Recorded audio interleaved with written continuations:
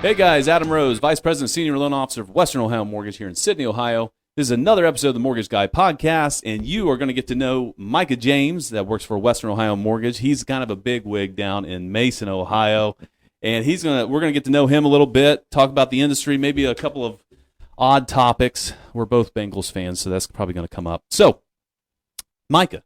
My man. Thank you for coming on. I really appreciate it. You don't make the trip up here very often. Hey, man, but I'm a big fan, man. Yeah. You know, I'm a subscriber, so I watch the show. See, that's important, guys. So It's free. Just click and subscribe. So, Mica, give me a little background on yourself, a little bio. I've been in the business 20 years. 20. Yeah. I'm actually, wow, it's 2024, 21 years. Yeah. I'm an old guy now.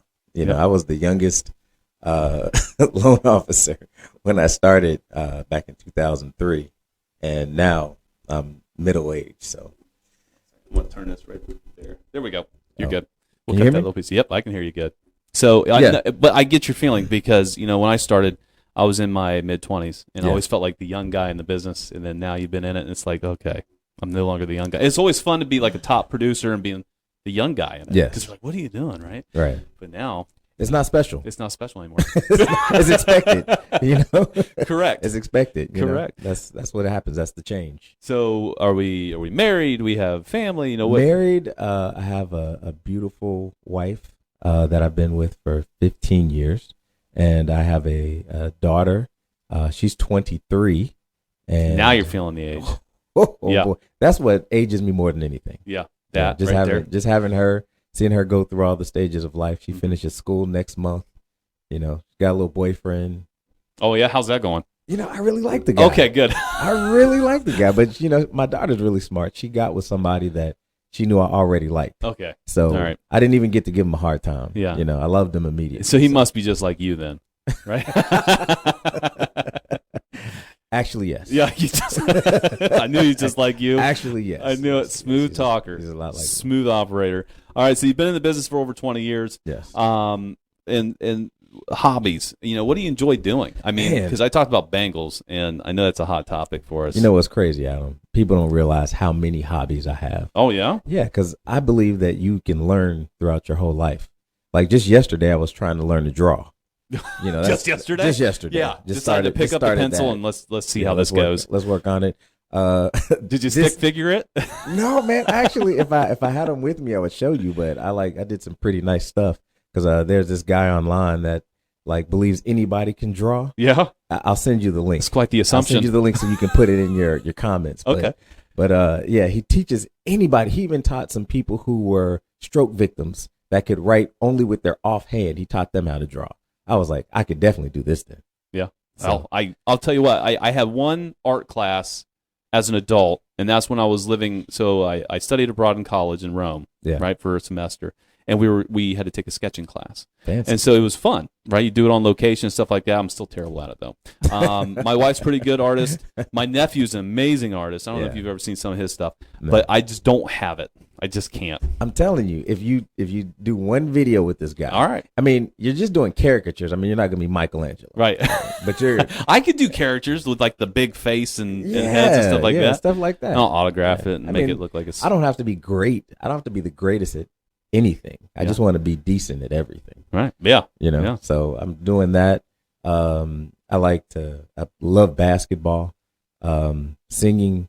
I make movies. Whoa! Time out. We make movies. Yeah. What? Man. Well, I don't know this part of you. Now listen, I've known Mica for over quite a while. I did not know this part. I'm trying to tell you, there's so many hobbies that I have. Nobody would even believe that I have so many. Now, are these movies viewable currently? Oh, yeah. Well, not like online. Like everything that I make, I keep in a vault. Like I don't want it out there for public consumption. Okay. I just do it for fun. For me. Yeah. You know, just because it's stuff that I like to do. You know what? We used to do it as kids when we'd have family over for the weekend and cousins and stuff. We made movies. And they're always like horror flicks and action films. And we were flying off decks and all kinds of stuff. You know, catch up for the scenes, for all the blood. Yeah. So I kind of get you. And then Bengaled them, right? Yes. Big Bengals fan. Huge Bengals fan. And I was a Bengals fan when it wasn't popular. Yeah. Oh, wow. You'll see me as a kid in the 80s with you remember the old Bengals helmet, the little plastic helmet and running around running into stuff? That was me. So, yeah, that was me too. What do you think, man? I mean, you think you got a chance this year? Simple. I mean, we got a Very better simple. tackle too. Very simple. We don't keep T. Higgins. Yep. And we are a playoff team, but we no longer can compete for championships. Oh, really? Simple as that. Simple as that. Do you think that's because of T. Higgins? Is that what you're placing that on? The thing is that we have Joe Burrow, Jamar Chase, T. Higgins. I would have loved to have kept Joe Mixon because I really feel like he was underrated terribly. He was. You know? They bashed him a lot just because of the stuff in college. Well, right? I ever since then, that's why I feel like they kept him underrated just because of that. I understand that. He was a great running back. I understand that. But, how many running backs, think about this, how many running backs increase their production as they're getting older? Yeah. Right? And, he's one of the few that can catch great. He's great out of the backfield. Run. Yeah. You need those couple yards. Got you. Yeah. You need me to catch the ball in the backfield. Well, got you. I feel like he was an amazing mix of a power back, like we could get the 2 and 3 yard, the goal line situation mixed with shiftiness and overall speed was crazy. Yes. Like he'd run away from people. Yes. It's hard to find that. I played Madden football. Another hobby for me. Yep. And Mixon is amazing. Yeah. It's like the Bengals are a video game team when they have all of those guys and throw Tyler Boyd in there as well. Yeah. But now we're going to take away, we've already lost Mixon. We're going to potentially lose T. Higgins. And again, we are a good team. It's not that I don't have faith in the guys that are left. It's just that when you're trying to get to that level, right, you have to have as much firepower as possible because Patrick Mahomes is a problem. Yeah. That guy is just. Look what he did to us when he was hurt in the AFC Championship game. Right. He could barely run. He could barely move. And he still beat us. And I'm a huge Michael Jordan fan, and I loved Michael Jordan the entire time that he was playing. I didn't realize how it would feel to be like a Pistons fan during that time. See, I grew up a Bulls fan just because of Michael Jordan. Right. Right? I was always a Jordan fan. So I can only assume that you sit on the Jordan side as the GOAT, not LeBron. Oh, for sure. 100%, right? 1,000%. Okay. 1,000%. I'm on the same side. You know what makes Jordan different from LeBron? What's that? Killer instinct. Yeah. It's like it's such a small detail, but you don't realize it how there's always one moment in a game where if you make the shot, you win and everything is great. You miss the shot, you lose, Life's and everybody's over. looking at you like you're the worst. And for some reason, Jordan could always make that shot. Yeah. Like Jordan could miss a ton and whatever, but put him in that one moment where you have to do it. He does it. It was a different era of basketball, though. Yeah, you ever go back and watch some of those games and look how rough it was? Yeah, I mean, it was football without pads. Yeah. I mean, they were rough. And today, you can't get away with that. But don't get me wrong. I appreciate LeBron James. I think that he has been just a consummate professional, who everybody should aspire to be. Yeah. The way he's taking he gives care of back his to body. the community. I mean, I still watch his games now, and I'm amazed. Yeah. And then sometimes because of the way he plays now, I forget how athletic he was earlier because he's a bad boy now. But I got to see him in high school. So I was a junior in high school and he was a senior, and so our basketball coach took us to the state finals. I thought you said you played him. No. I was about to ask you how that went. Yeah, not very well, right? Did you switch that on LeBron? That would be interesting. Sorry about that, guys. We had to cut that piece. I lost video, but we were on the LeBron topic, and I think we found a good cut on that. But so anyways, your game, you went to the game. Yeah. So it's for the whole weekend, right? The semifinals and the championship game, and we were wheeling and dealing because back then you could scalp tickets too. So we had these tickets. We were up in the nosebleed sections, and me and my buddy Blake Newcomb was there, I think he was, and we were scalping tickets for front row. We didn't have any money. We kept buying and selling, buying and selling, buying and selling. We got it was the second row, it wasn't the front, but we watched that whole championship game. And I saw him in the hallway. He was a monster. But he looked, he was clean cut, shaved, right? He just looked like he was 12. Yeah. And thinking that he went from that straight to the NBA is insane. Yeah. Right? Crazy. Yeah. Like I said, I don't have any knocks against LeBron as far as who he is. It's not that he's going to see this part anyway, so we can knock him all we want. No. I just think that he would have supplanted Jordan and become the greatest player had he stayed in Miami, stayed with Pat Riley, and Eric Spoelstra, and they went to 2 more championships without him. Yeah. Imagine if they would have had the guy. Do you think they'd hang on to Bosch and Wade? I think they would have cycled out. Yeah. Because Wade was aging already at Yeah. that point. That's one of the reasons I think LeBron was ready to move on somewhere else. Yeah. It was like, I don't think I can keep winning with these guys. They're about to go over the hill. That's kind of when he leaves places usually. Yep. Like he realizes that the winning is not happening anymore. Mm-hmm. And so he goes somewhere else. So you stay there though. Now you're bringing in the other guys. Yeah. They're going to bring in top talent to surround you. Exactly. It's like it doesn't matter like who the exact players are. Like that guy, who is his name, Hochter, that they have this year that just came out of nowhere. Guys like Tyler Hero, right? And it's just great coaching, great organization. It's like Western Ohio Mortgage. Yeah, that's right. Let's bring it back a little bit, shall we, guys? Yeah. So about that, let's get back onto the lending topic here because we're going to go down this rabbit hole and just sit here and talk about sports and how they try to bring in the unibrow Anthony Davis, who's a little pissed off at the world right now. If you're watching any of those games, but watch the press conference. Yeah, he mic dropped it. Man, he answered the question. Hard. Nope. Bang it. He's gone.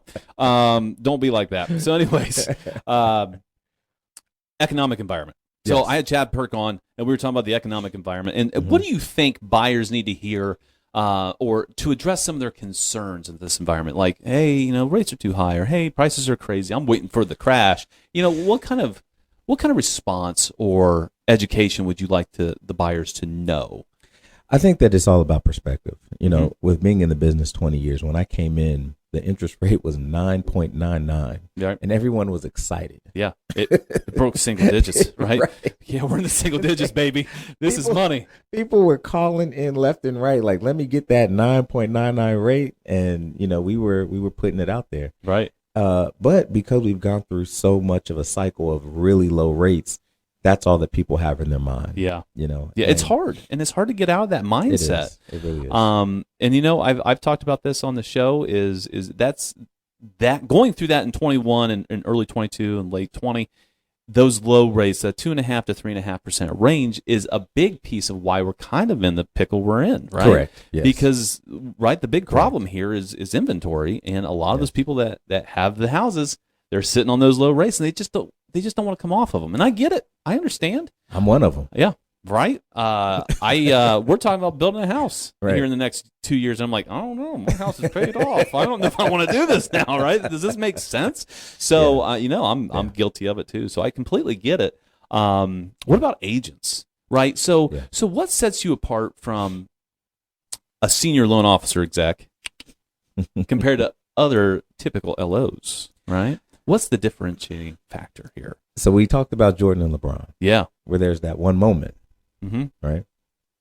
I hit the shot in the one moment. Yeah, there we go. That's what happens. It's like this business is a lot like sports. Yeah. It's like it really comes down to, did you win or did you lose? Did they get the house or not? It's all about results. Yeah. And that's how people look at you. And when the ball's in my hand, I feel comfortable because if I'm taking the shot, I think we're going to get this, ball over the goal line.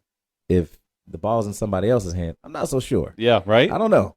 I love it. Great analogy. That's the truth. It is. That's fantastic. But that's also why I think you're so great, because you do the same thing. Yeah. It's like, the moment comes, and whereas most people will just be like, man, I'm defeated. It didn't work out.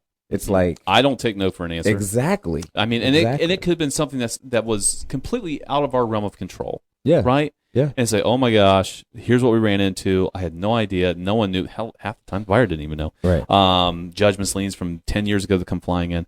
Yeah. And we just got to find a solution. Right. Exactly. And that's it. End of story. And that's the great thing about our company is we can contact directly to the underwriter, the owner, what have you. Let's put our heads together and figure out how to close this. It's not a black and white, sorry, you're denied automatically. Right. That's never the case. No. Right? We're always trying to find a solution. There have been places that I've been that kind of stuff happens. Right. And people get defeated. People have quit the business because of stuff like that. Yeah. And I'm just like, why do you give up? Why do you give up? But that's how you can tell good from greatness. Yeah. And to quote my buddy Jim Luana, who just started 4 months ago, sometimes the grass is greener on the other side. So it's definitely greener here. Yeah, it's definitely greener here. Definitely greener here. I don't want to take up too much more of your time, but I do want to ask if you have any funny real estate related or lending related stories to share with the public. So we don't have to name drop. We're definitely not name dropping, but let me tell you. So it was several years ago, probably over a decade ago. But I was doing a loan for this couple, and the underwriter got the bank statements, and they saw all these weird withdrawals and deposits that were going into the account. And as you know, that's an issue. Yeah, correct. Right. And so the husband was like, these are business trips that I'm taking, and I have money coming in from the company to repay expenses and all this other stuff. And so I said, okay, well, I told him to give me documentation on it. He couldn't come up with any documentation. And so one day the wife, out of the blue, comes to visit me in my office. And she says, can we look at these bank statements again? And we start going over them line by line, the stuff that's coming in, stuff that's going out. Turned out the guy was supporting his mistress. I knew this. That's where it was coming from. Off of both of their money. Yeah. And that's how she found out. And so, of course, she canceled the transaction. I was going to say, did you still take the winning shot? They call it technical on that one. Game was over. One thing is for sure about me.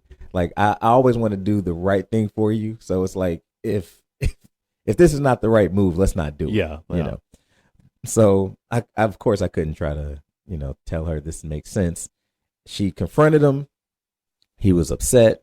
The guy goes on like one of those review sites and writes me a bad review and says that I destroyed his marriage. Beautiful.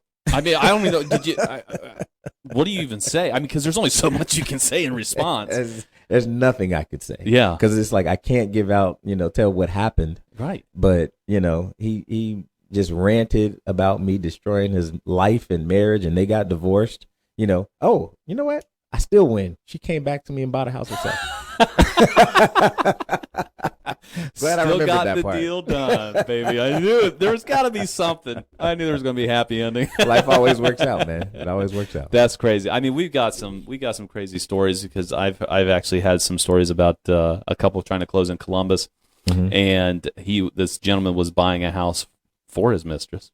Oh, wow. What he didn't know and was not paying attention to because he was not advised properly. Again, this wasn't my deal. This is a story from a friend of mine that's in the industry. Is title company contacted the wife, said, hey, we're closing on such and such date at this time at my office. She had no idea what was happening. No one told the buyer, the guy buying the house for his mistress, that Ohio's a dour state and that she was going to have to sign. And so my understanding is they all showed up at the closing table together and fireworks went. I don't know. He never told me actually the deal actually closed, like they signed or not. But I guess that it was entertaining, to say the least. Could you see that amazing. Drama? Oh, my God. I've seen drama at a closing table, but I just want to kind of hide in a hole if I was there. That'd be amazing. So that's it for us this week, Mica. Thank you for taking the time. I really appreciate it, man. Pleasure, man. I had a great time. I'll keep watching the show. I appreciate it, and share it with your friends. Guys, remember, subscribe on YouTube. Check us out on Apple Podcasts and Spotify, and we will see you all next week.